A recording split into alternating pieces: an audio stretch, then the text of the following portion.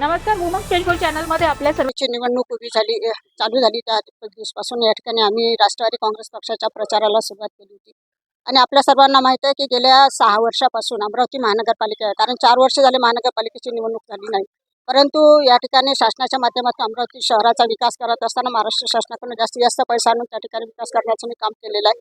आणि हेच आव्हान पुढे सांगितलं की या ठिकाणी राष्ट्रवादी काँग्रेस पक्षाच्या घड्याळ चिन्हाचं बटन दाबून जास्तीत जास्त उमेदवाराला या ठिकाणी नगरसेवक म्हणून निवडून द्या.